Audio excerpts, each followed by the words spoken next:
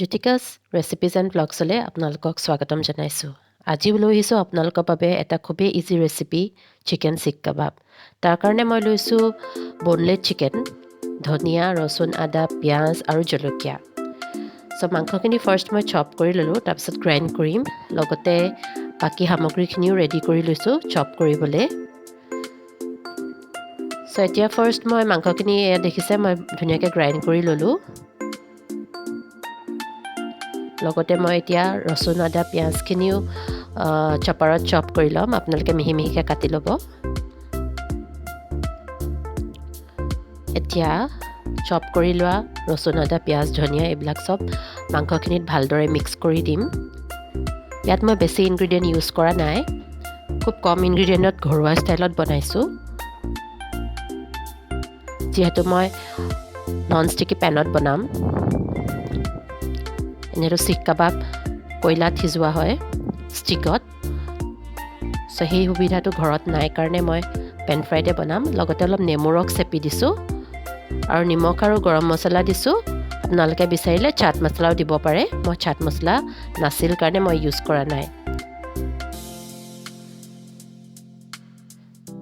আৰু red chilli পাউডাৰো দিব পাৰে কালাৰৰ কাৰণে, কিন্তু মই ৰেড চিলি পাউডাৰ ইউজ কৰা নাই।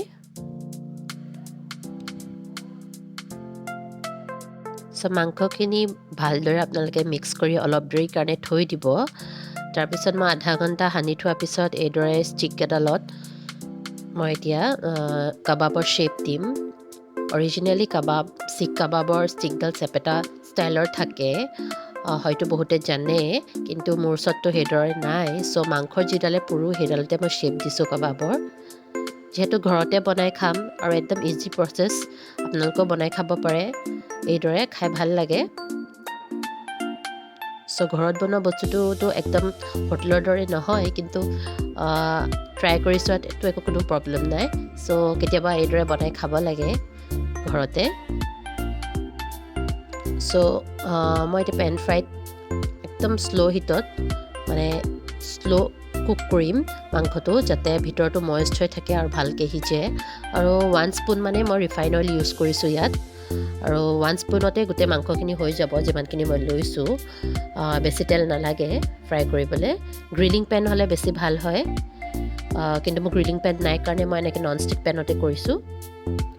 একদম শ্ল' কুক। এয়া মোৰ ৰেডি। লগতে অলপ অনিয়ন চালাডো বনাই লৈছোঁ। আৰু এই মাংসখিনিত মই এতিয়া অলপ বাটাৰ সানি দিম, ব্ৰাছ কৰি দিম অলপ বাটাৰ, খাই তেতিয়া ভাল লাগে।